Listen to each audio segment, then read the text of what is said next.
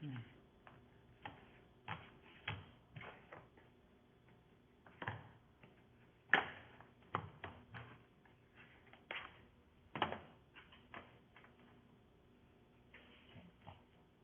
Hmm.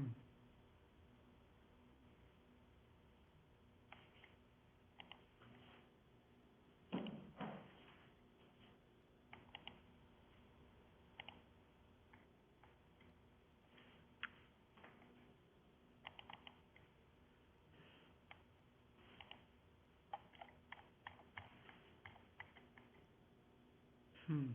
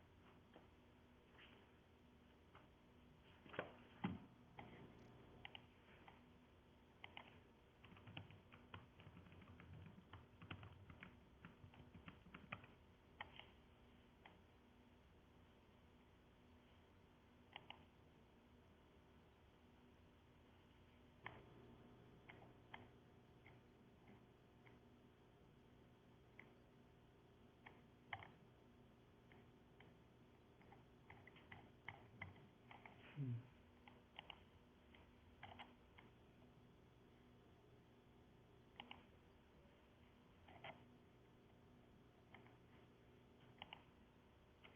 Oh, my goodness, the skull's right there. Oh.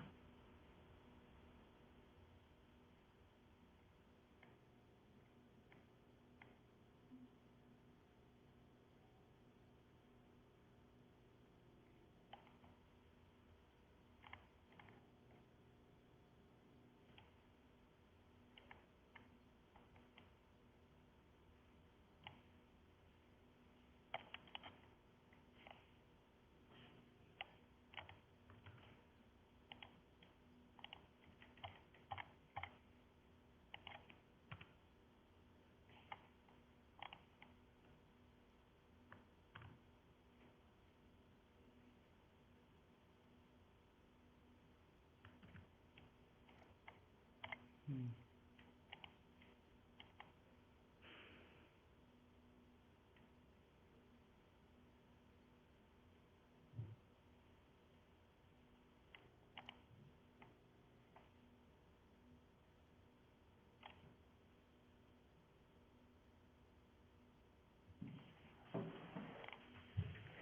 Okay, we are at, got just a minute or so left. Yay. Morning, Isaiah.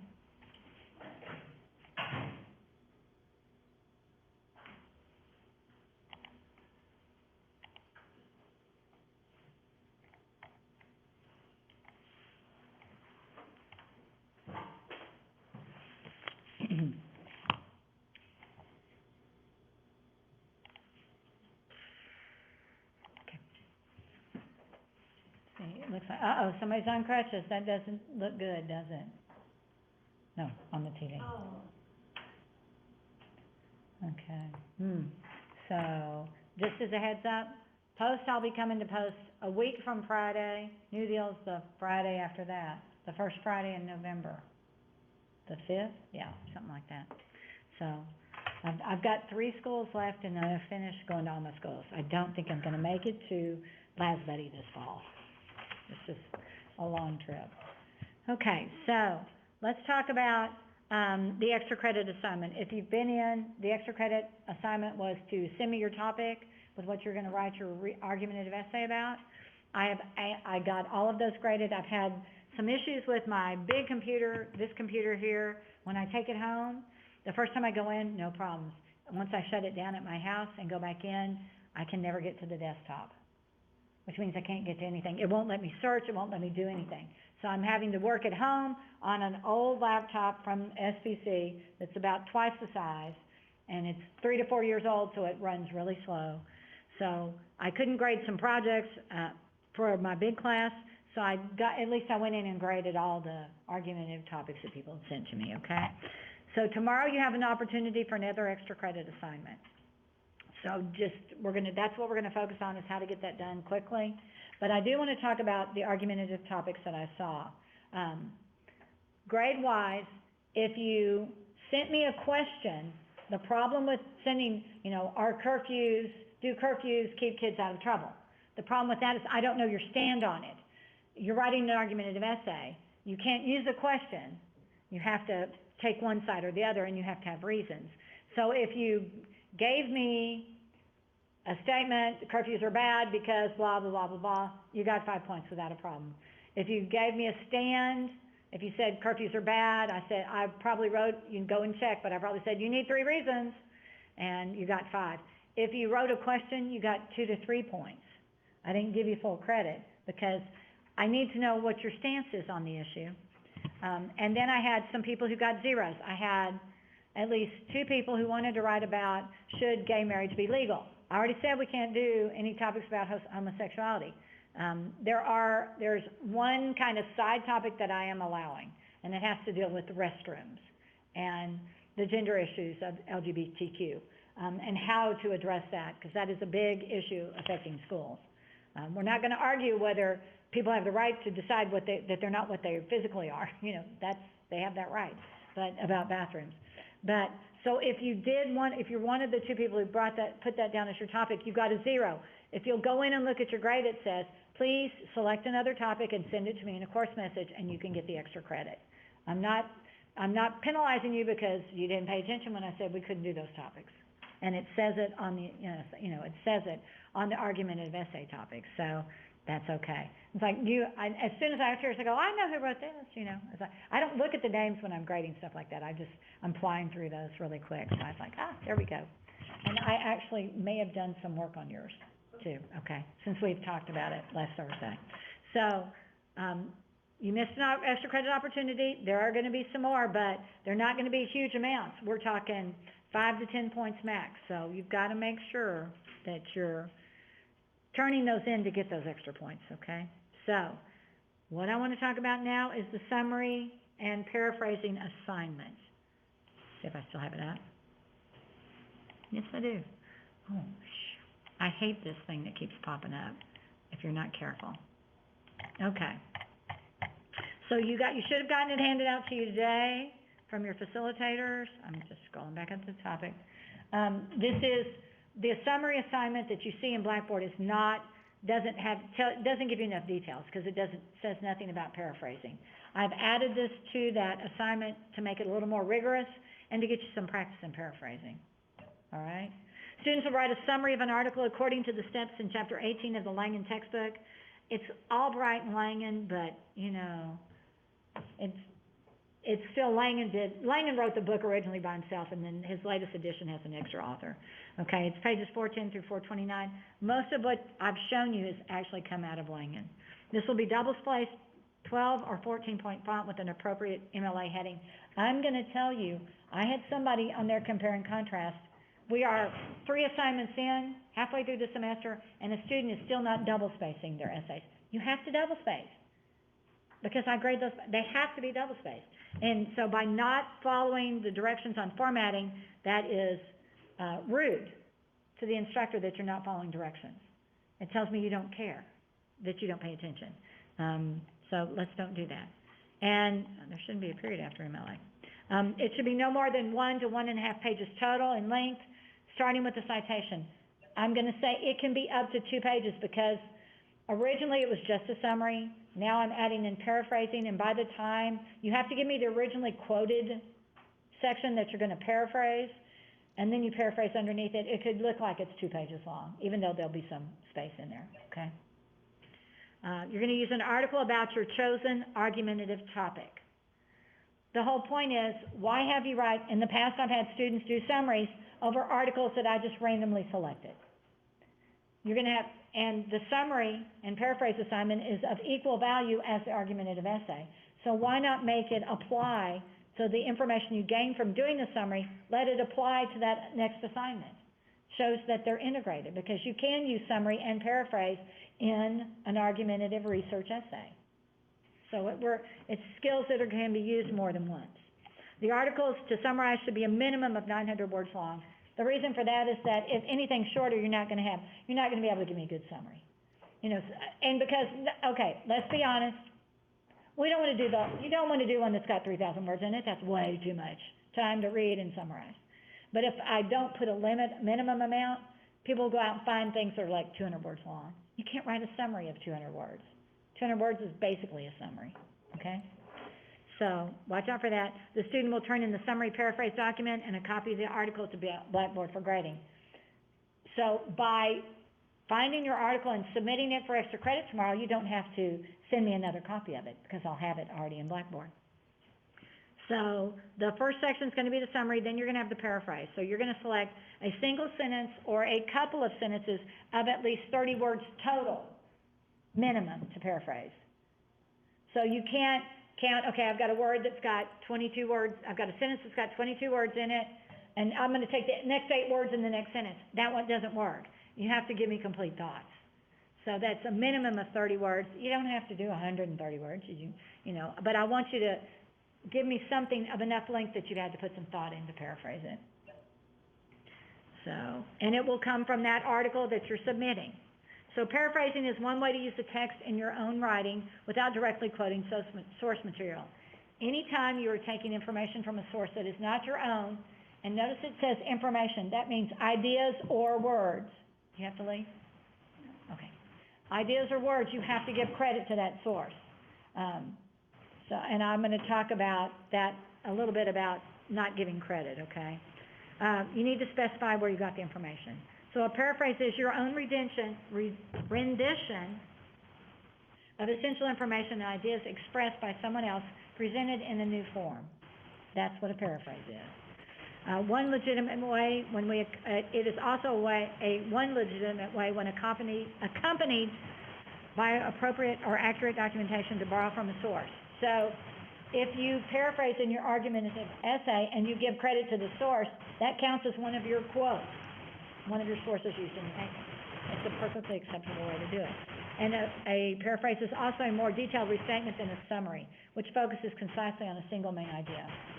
When you paraphrase, I have a student in one of my classes on Monday, Wednesdays wanting to talk about, it's where you get to designer babies, where you get to pick out, you get to do genetic manipulation or genetic engineering on your fetus to get what you want, which is basically just GMOs, genetic modified organisms.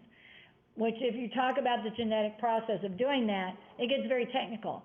So if you're going to take a sentence out of a technical article, it's going to take you more words to describe it to the layperson than it would be somebody who knows what those terms mean. And that's what a paraphrase is. It makes it accessible to anyone who reads your article.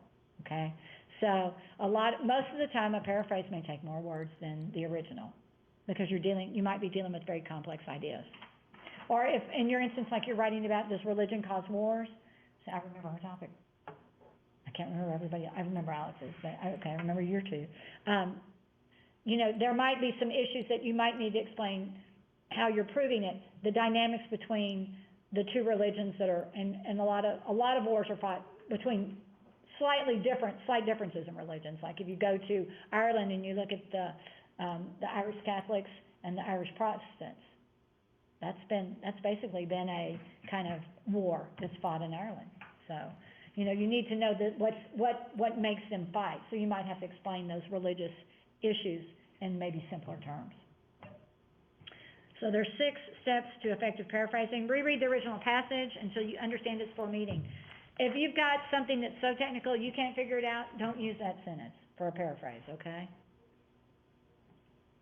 Put the original aside and then write down your paraphrase on another piece of paper. Jot down a few words below your paraphrase to remind you later on how you envision using the material.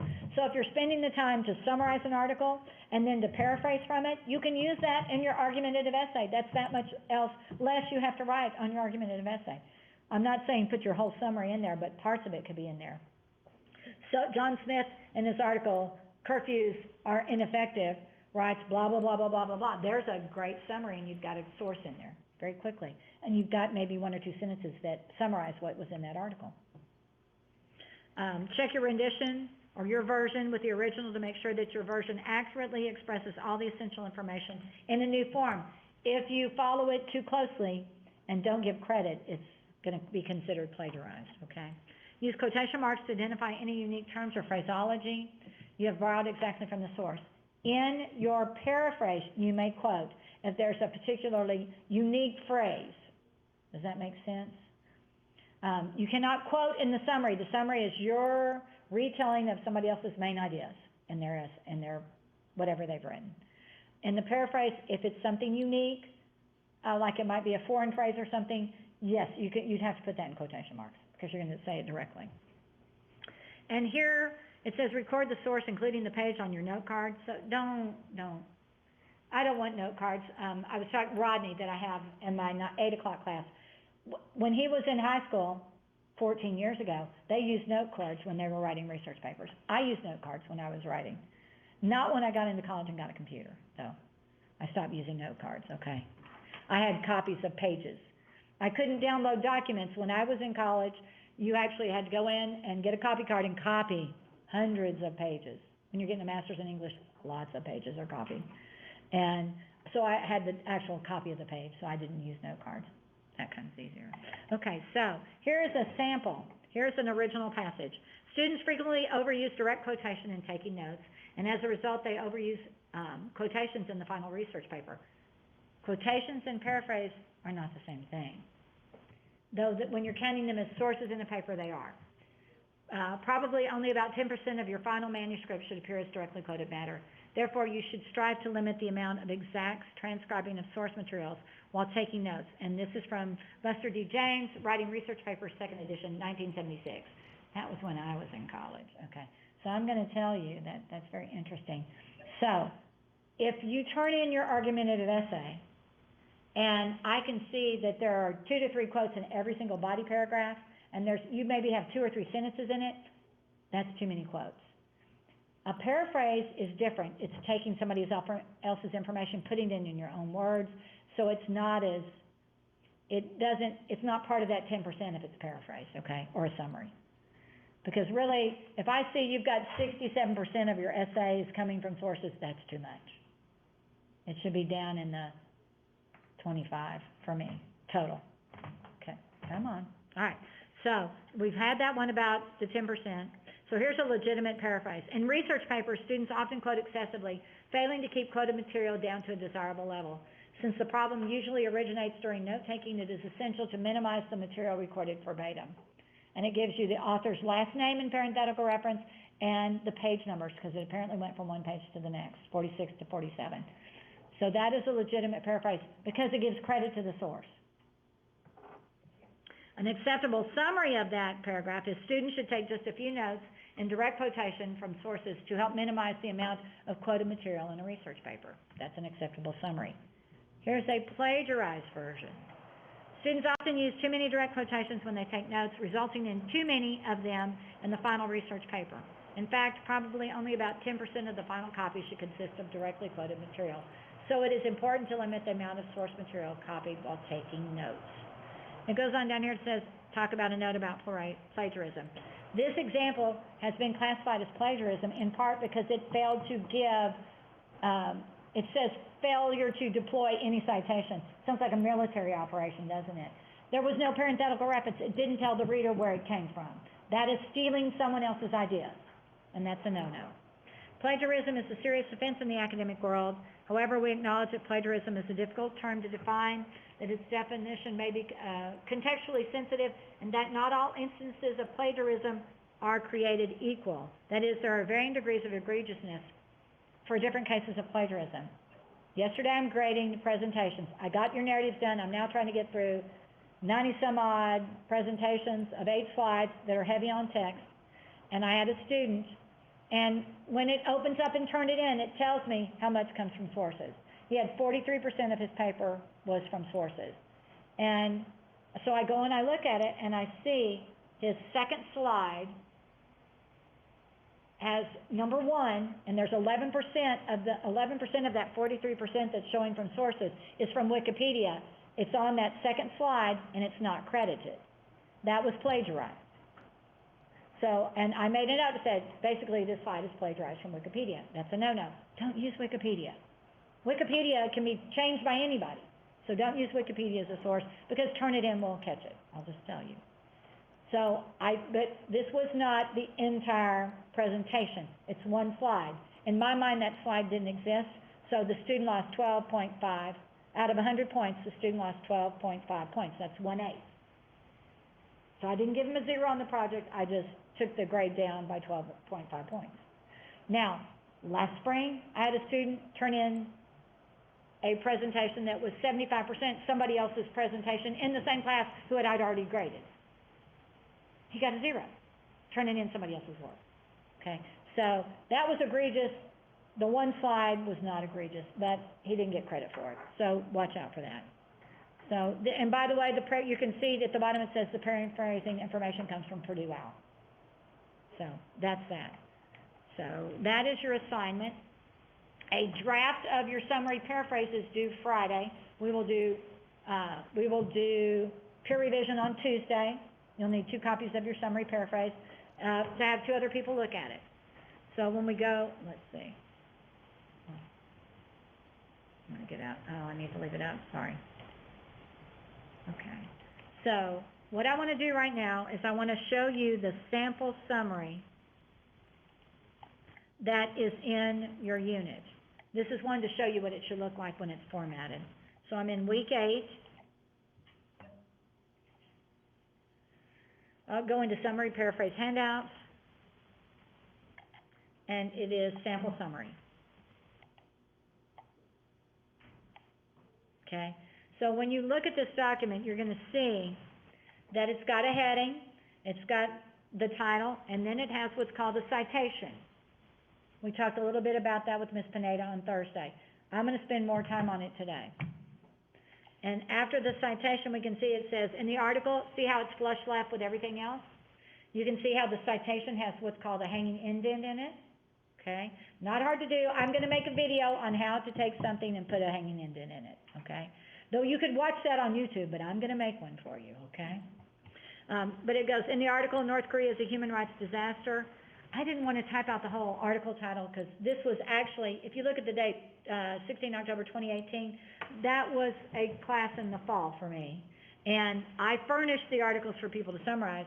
This year I decided why not let you do the summary over something you're going to be using later on. I'm just trying to integrate, okay? So the ellipsis, you can't ellipsis out your title. I did to save myself time. And then I've got by Nicole Sadaka, there's the author tag. The author asserts that Trump, blah, blah, blah, blah. I wasn't going to tell them the exact words to put in the summary. That's their job. I wasn't going to do the work for them. She also explores blah, blah, blah, blah. Sadaka points out blah, blah, blah. Nicole Sadaka concludes. So you have to have that. Every sentence in your summary needs to refer to the author or the article. Okay? Every sentence begins that way because it forces you back into doing what they say, not what you think about the article. Does that make sense? This is unbiased. So there's that. I have another, I'm working on the paraphrasing activity. I have another, oh wait, that's if I get in the right thing, it's over here. I've got a PDF that a student turned in last year that I've opened up to show you. Again, the paraphrasing is a new section that I've added to this assignment, okay? Because before, on the summary, if you messed up on the heading, if you messed up on the citation, you lost major points. By me adding in paraphrasing, it now has, there's more things to separate errors out into. Does that make sense? So you're going to put your name at the top. I crossed out so we wouldn't know, because this is a student at a school that I have this year, and I didn't want anybody to go back and say, oh, she used your article. Okay. Because that's what people will do. Because when they're from small towns, they say that, because this is from a high school student. Professor Thompson, English 13-1, 441, so this was a student from my Wednesday class, first section, and then the date was 11 October 2020, not that far, off from where we are right now. Summary assignment is centered. Notice there's no extra spacing, and then we have the citation. And the article that this person chose was by Garcia, Beatrice. When you alphabetize in databases, one of the main ways to alphabetize is by the first author's last name. And that's important, particularly when you have an article that's got multiple authors. There we have that wonderful sound. Sounds like somebody's beating the wall, right? They're just sliding some cabinet doors. They fight about it. So if you select an article to summarize and it has more than one author, the first author listed is the one who's reversed, because you alphabetize by last name. When you go to graduation posts, right, you're not going to line up by first names. You're going to line up by last names, right? Okay. So that's what alphabetizing is. Because when you do a works cited that has more than one source, it has to be in alphabetical order by whatever comes first in the citation. So we can see Olympics postponement may be a cultural opportunity for Tokyo. And we can see Gail opposing viewpoints online collection. This was an error in her thing. That needs to be italicized. Sometimes when you copy from opposing viewpoints, you don't get the italicizing. Sometimes you will, sometimes you won't. So databases need to be italicized. Publications, anything that's published periodically, newspaper, magazine, scholarly journals, those need to be italicized. Okay, so you can see Gale opposing viewpoints online collection, Gale in context opposing viewpoints. Here's the long citation. And then you're going to see that it accessed 14 September 2020. You always need that information. Originally published as, it gives you the title, and then it says it's from The Conversation, which is a periodical, on 9 April 2020. That's why they're underlined, to show that they should have been italicized, because I can't modify a PDF document except by writing on it with my pen. So here comes the summary. In the article, Olympics postponement may be a cultural opportunity for Tokyo. Beatriz Garcia discusses the plans Tokyo had for 2020 as well as the Olympics. So there was more going on in Tokyo besides the Olympics in 2020. So there's your author tag, Garcia, last name, don't just give first name, last name, mentions that the Olympics was a chance for Japan to be known as a major international culture and creative center. The author, see the reference, discusses the Nippon Festival as one of Tokyo's cultural events. Garcia explains that this festival planned to showcase Japanese heritage, celebrates culture and the economy. The author mentioned, now the issue here is we've switched verb tense, so you need to be consistent with your verb tense. You can just put it all past, that's okay. That Tokyo is going to have to wait and see how much of an impact postponing the Olympics will make. Garcia explains that it wasn't a negative impact on Tokyo's cultural repositioning plans. The author states, blah, blah, blah, the author mentions. Then we've got postponing the Olympics until 2021 gives organizers a chance to make any changes. That sentence lacks the author tag. The last one, Garcia discusses the pandemic and reassures everyone that hosting the Olympics still matters in Japan. So that's a decent summary, okay? I will upload it and put it in that summary section, okay? So what I want to do right now is remind you how to do the research. I got 26 minutes. That's pretty good. So when you go to Blackboard, because I love Miss Pineda, but her voice is very much on a single note, and when she talks, it can put you to sleep unless you're paying close attention, right, Isaiah? And mine, that's why mine fluctuates so much, trying to keep you awake. So you go into, I'm just going to say, the easiest thing to do is just Google South Plains. Oh, look, it's popped up because I've done it, College Library. And I click on the home page. And look what it takes me to, the very first page. Now, you might have to log in once you get to this point. But remember, you can always do research on your phones and email the documents to yourself. Okay? But you'll have to have logged in. So I'm going to go to databases, and I find this page a bit busy. Why did it? Okay, there it is. That's how it looks a little bit smaller. There's a lot of stuff going on. journal and periodical articles, there's not even a link in there, but you go to general article databases, and they talk about academic search complete and opposing viewpoints, and they are pulled out right here. So I'm just going to click on opposing viewpoints. And because one of the topics I saw coming up frequently were curfews, I thought that's what I'd search, okay? So there's curfews. Let me go back a step here, sorry. If you haven't come up with a topic, you need to do so, okay? Not everybody has. So if you're still wondering what you're going to do, issues of interest, this is about missing and murdered Indigenous women and girls. That's an interesting acronym. But basically, what they're pointing out is that Gabby Petito, most everybody knows who she was, the young 24-year-old blogger whose fiance probably strangled her to death on their trip, that they were blogging about the whole time. And he's missing now. But it highlights the fact that because she's white, she got a lot of press, got a lot of media coverage. Whereas there are many minority and indigenous young women missing, and they don't get, you don't get the information about them to help find them. So that's what that is. That's a current issue. So how do you argue it? That, you know, that's a difficult issue to come up with. But you can browse issues. The easiest way, if you haven't figured out a topic, is to browse issues. If you were doing CX debate, you could do water resources as your topic, pro or con, that we need to be taking care of them. Remember, you can't do abortion. But if I go down here, if I scroll down and want to look at curfew, there is animal experimentation. I know somebody, I think in this section, wanted to do animal experimentation. It's one of the last ones. Also was the last section I looked at. So there it is. It is an important topic in opposing viewpoints. But if I go down into the C's and I want to look for curfews, I'm going to see that you have, wow, lots of C's. You have you go from culture of beauty to cyberbullying. It's not showing up. So if I type in curfew, it just happens to be a topic that Opposing Viewpoints has published books on, okay? So we're going to see there's 5,429 news articles. That's in news magazines about curfews. There's 17 viewpoints. I'm just going to go to viewpoints to begin with because that's going to give you both sides of the issue. And you need both sides because you have to write the counter argument, okay? So scroll down. Once you click on that, scroll down. Curfews may reduce crime and protect urban youth. Curfew laws do not reduce teenage crime and violence. Wow, I've got two issues right there. There's one, it may reduce crime. It do not reduce it. So I've got the opposing viewpoint right there after it.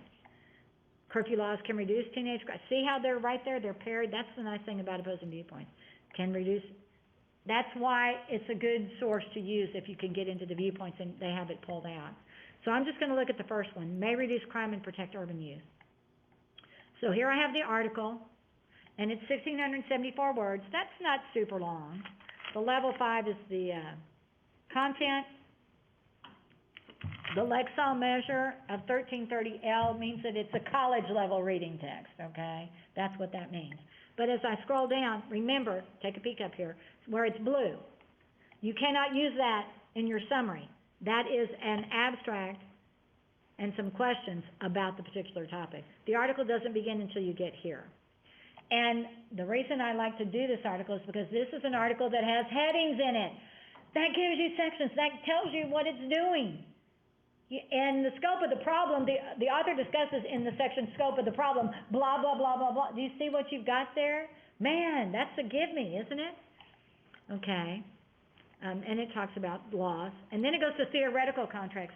In the section about theoretical context, I don't remember the author's name, Smith goes on to discuss blah, blah, blah, blah, blah. See what you've got? Then it goes down to prevention and intervention. And then you've got evaluation results. From whatever they've studied, they have results. So you can give that. The author concludes with whatever the conclusions are about curfews, okay? And then this one says it's 1,674 words, but here's what's interesting. Look here at the end. Books, 1, 2, there are about 10 to 12, 15 books used in this source. That all comes up in the word count, okay? Periodicals is the same way. And down at the very end is the MLA citation. If you try to take the citation from the PDF, it gets grayed out. So this is where you want to do this. While you're doing your research, I'm just going to highlight and copy that citation. I'm gonna open up a Word document. There's that summary. I'll just open up a new one. And this is what I'm gonna make a video of, is how to do this. Before I do anything else though, I'm gonna put it on double space, so I don't have to worry about that. And then you've got the heading information, and if I could spell heading. So there's 4 things. So the 5th line's gonna be the title. So I'm gonna put, I didn't put all the heading stuff in. Summary, paraphrase, assignment, okay? Gotta be sure and take it off center. I've got somebody who forgets to take it off the center after they do that. So now it's back over here, and I just copied in, by using keystrokes, I copied in the citation. I didn't have to type it in. People, when I was getting my master's, we had to find this information, handwrite everything out, and then type it in. It would take longer to do the works cited than it would to write the paper sometimes.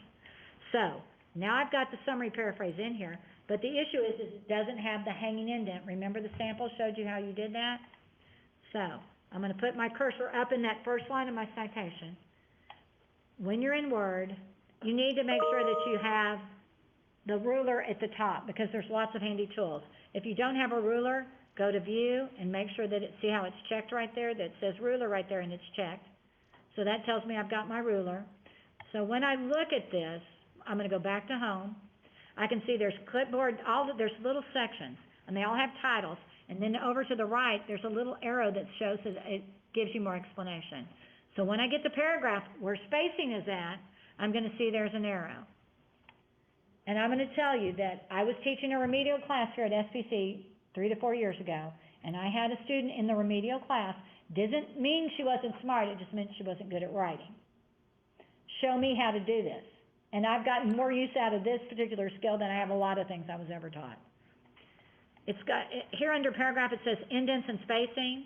General is fine. Indentation is what I'm concerned about.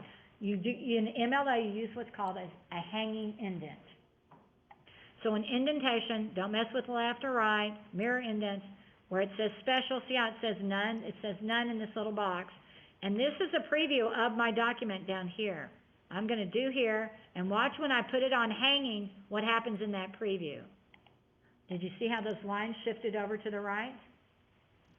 And I click OK, and guess what just happened? That was so dadgum easy, wasn't it? I will do this again. I can't talk about Pages, I can't talk about working in Google Docs. All I can show you is what happens when it's in Word, okay?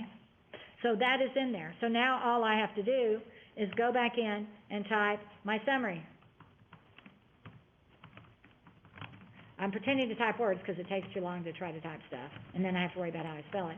So I'm typing my summary, and I go along, and I do this, and oops, once you put a hanging indent in a citation, on the summary you have to take it out. So it's just, you do the reverse process. Come up here to that first line, come back to paragraph, and go down to the middle section indentation, and take it to none. And notice how it shifted back, and now I can write the summary without any problems. It's that easy to do the formatting. Can you see why it would take so long before you had all the advantages in computers? I mean, Word didn't used to have this. There are several other ways you can do it, because I used to have to click and drag over the bottom thing to do a hanging indent. This is so much easier, okay?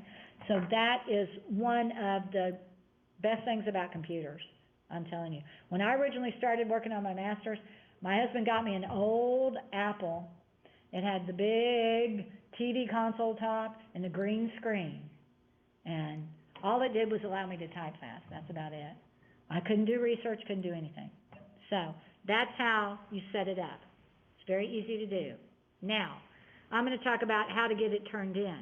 So I've got the article here, and now I have the citation, so I've already done that. But what I need to do is I need to download the article. This is in Gale Group, which is what Opposing Viewpoints is. I want to download the article. So here it comes right here. So I'm going to open up curfews may, whatever, reduce. So I've got the article, but I can't upload it from here. I need to save it on my computer. So there's another download, curfews may reduce crime. Okay. So I'm going to click save. So now, and that's actually in my summary folder. Okay. So I'm going to go back into the class. I'm in here in summary. I'm going to go step back to week 8 because it shows down here, submit copy of article for extra credit. I click on that. I don't want to write a submission. It's due tomorrow by midnight, 5 points. I want to browse local files. I don't have to write anything. Y'all get this? There's no writing taking place. I'm going to go curfews may reduce crime. I'm going to click open, and I'm going to click submit. Now, the problem with this is I am not a student in the class. I cannot submit articles that are required to be turned in. You guys can. What will happen is once you do it, it will show you, give you a preview of the document, and it's done. You can, that's how, I mean, it took less than 5 minutes for me to download the article and turn it in.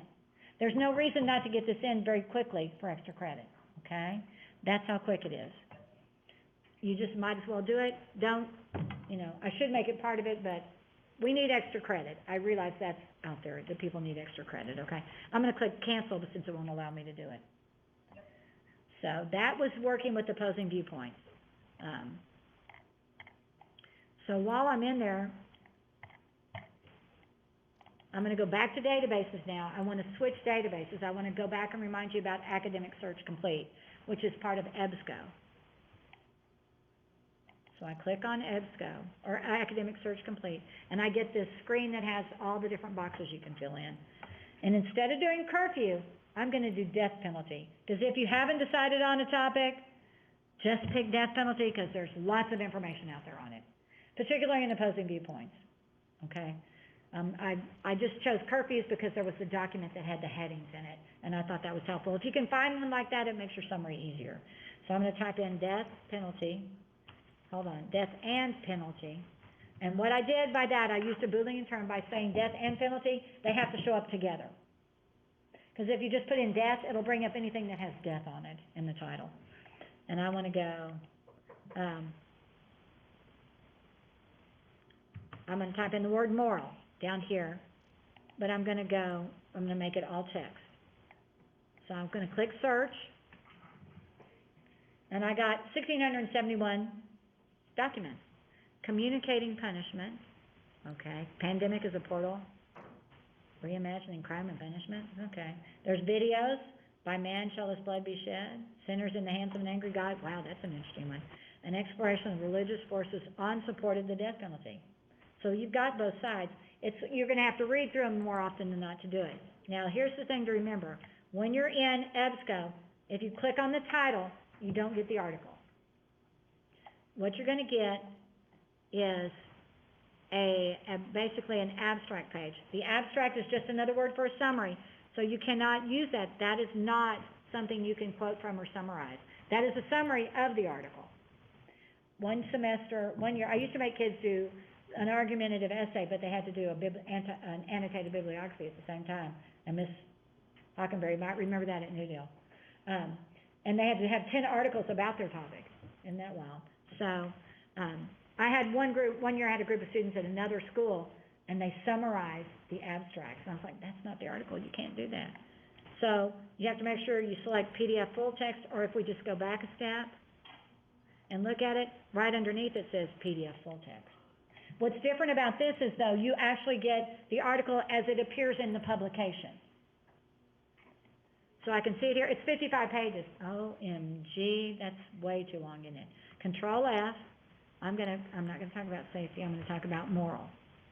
So I can see moral shows up in there 57 times. That's still a lot of pages to look through, isn't it? Okay. So that might not be an article you want to use. But if you choose to use it, there's your email option. It's a little envelope over here on the side. So I click on that. I'm going to send it to my personal email. I'm just going to go death penalty 1. PDF is separate, standard field format. Remember, don't click on citation. You have to take it off of the ABNT, which is the Brazilian National Standard, down to MLA 8. Okay? And then I click send.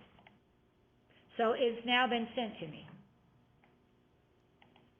Okay, so I'm going to come over here to, where's my personal email? Right here. Okay, my order is shipped. That makes me happy. Come on, let's go into, come on. All right, so there it is. Email, it's that fast I got it in my email, okay? So I open it up, and I can see EBSCO Publishing. There's the article, Works Cited, Martha McLeod, I guess that's how you say it. There's my citation, but I can already tell there's some problems. The author's name is in all caps. It should not be in all caps. I'm going to copy that really quickly. I'm going to go back over here to this document, that's the one that I was doing on. Because I've already put in, I gotta take it off the center, I'm just doing this alphabetically, because they works cited should be in alphabetical order. It held onto the double spacing, it lost the hanging indent. I can go in this quickly, go to paragraph, go to special, and click hanging, and okay, so now it's done, but I've got to go through and make that lowercase. I've got to change all of this, because that's not how it's done. That's just a glitch within EBSCO's system, okay?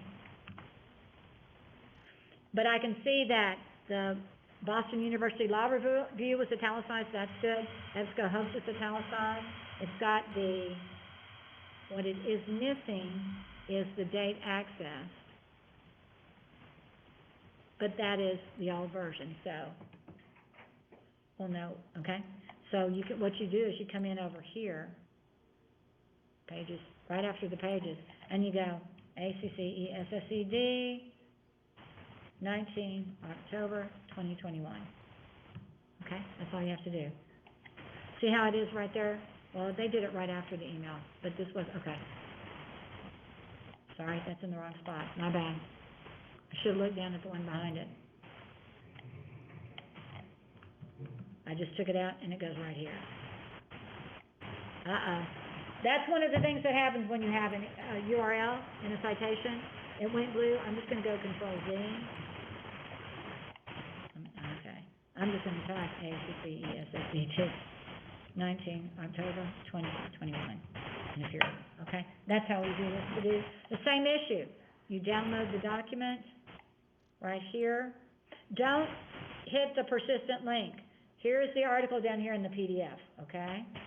You download that and turn it in, okay? It's not really hard to get those documents, but for you to be able to turn it in on your phone is going to be incredibly difficult because of saving the document is the reason, okay? And so really, that's what I'm covering today, is how to get that done. There's no reason you shouldn't get this done easily, and everybody gets that 5 points like that, okay? In fact, I had a student in my office yesterday. In Building 3, there is a computer lab up at the front of the office. Not my office, but up at the front of the building. There's a classroom that has computers in it that are for English students, but people teach in there, so you can't use it when somebody's teaching. So I showed him where that was. I said, I need to go do something. I did it. He got logged in and all that stuff. And then I showed him how to save it. We turned it in, and it was super fast. You guys, if you get here early, could always, but you can't wait till Thursday. You see what I'm saying? The other thing we did was we printed 2 copies of his article, so he had it to work on the summary, okay?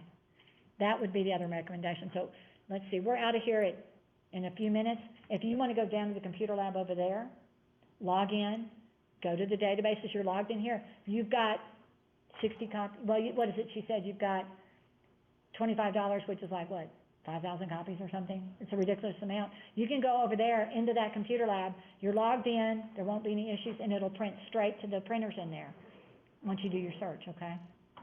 And that's a lot quicker. A little bit harder for you guys at school because I know they're conserving paper and ink. But sometimes you just need a hard copy to be able to do work because you have the draft due on Friday.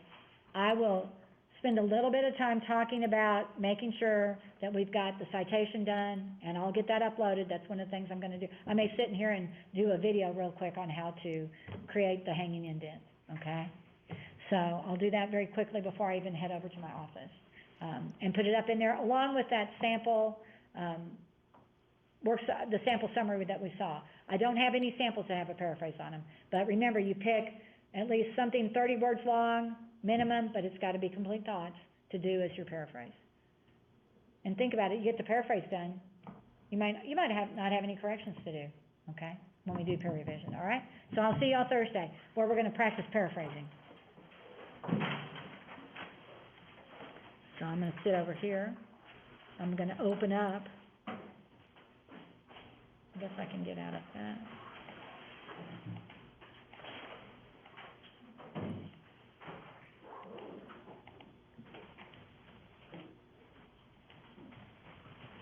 Oh.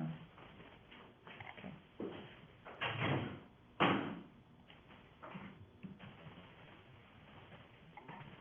So if you guys hear me talking, it's because I'm gonna be recording myself.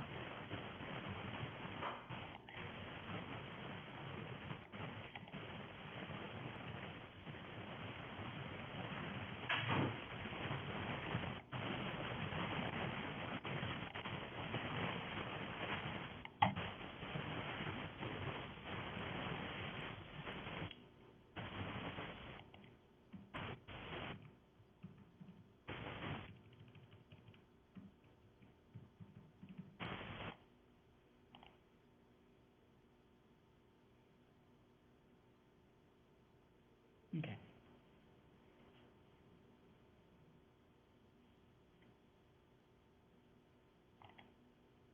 Okay.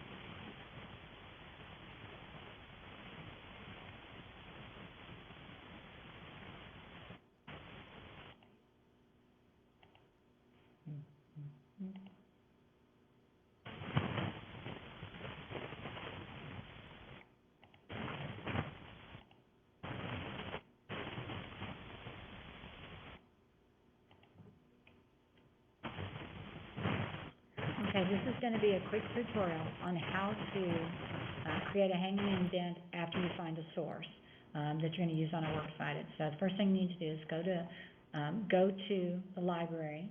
So we're going to go to the home page. I'm going to open up databases, whether it's Academic Search Complete or Opposing Viewpoints or an English database. You can do all, it depends on which one you're in, but this is very handy. I'm just going to work out of Opposing Viewpoints.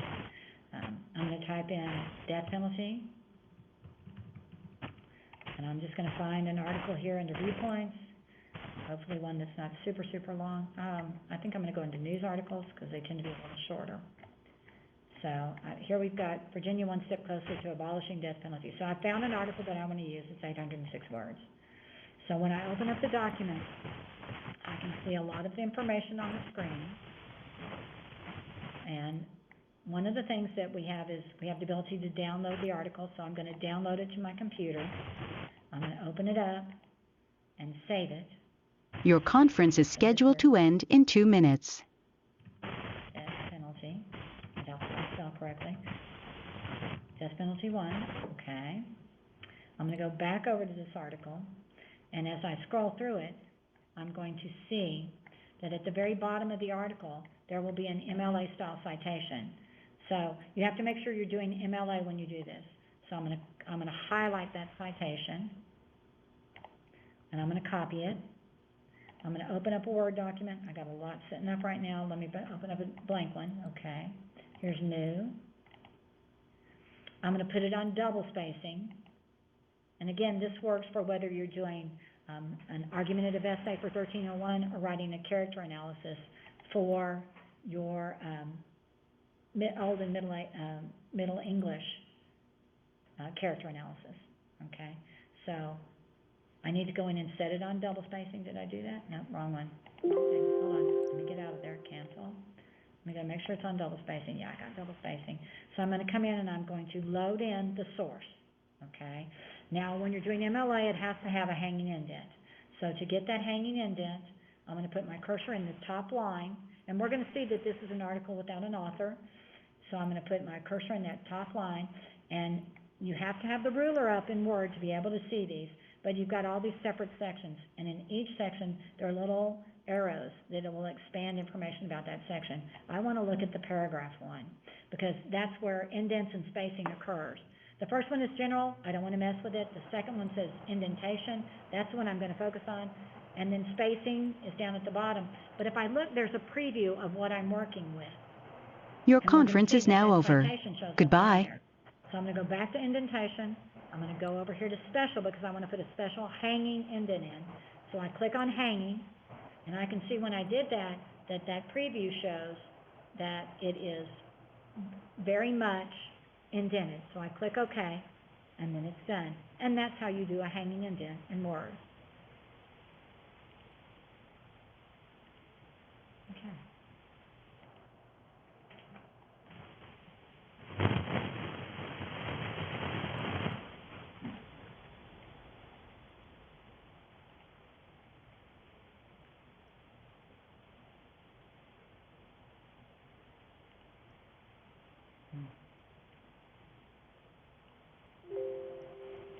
No, stop. Captions. This is.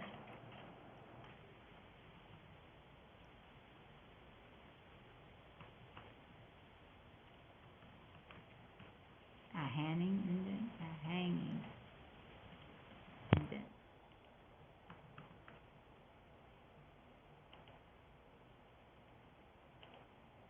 Okay, this is going to be a quick tutorial on how to create a hanging indent after you find a source that you're going to use on a works cited. So the first thing you need to do is go to the library. So we're going to go to the home page. I'm going to open up databases, whether it's Academic Search Complete or Opposing Viewpoints or an English database. You can do all, it depends on which one you're in, but this is very handy. I'm just going to work out of Opposing Viewpoints. I'm going to type in death penalty. And I'm just going to find an article here under Viewpoints, hopefully one that's not super, super long. I think I'm going to go into news articles because they tend to be a little shorter. So here we've got Virginia one step closer to abolishing death penalty. So I found an article that I want to use. It's 806 words. So when I open up the document, I can see a lot of the information on the screen. And one of the things that we have is we have the ability to download the article, so I'm going to download it to my computer. I'm going to open it up and save it. So this is death penalty. If I spell it correctly. Death penalty 1. Okay. I'm going to go back over to this article, and as I scroll through it, death penalty 1. Okay.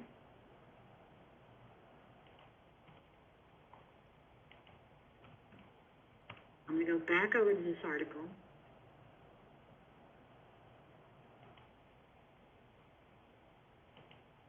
And as I scroll through it, I'm going to see that at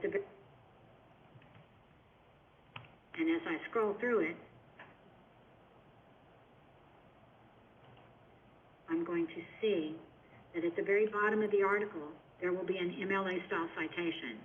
So you have to make sure you're doing MLA when you do this. So I'm going to highlight that citation.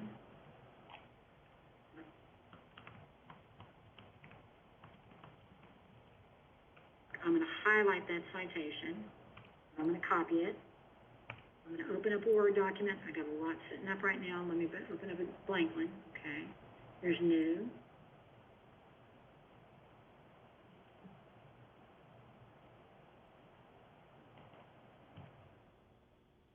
I'm going to put it on double spacing.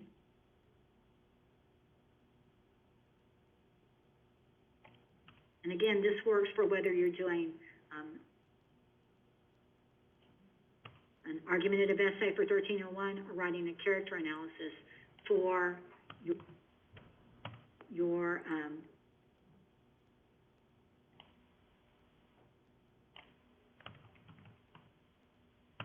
Old and Middle English character analysis. Okay. So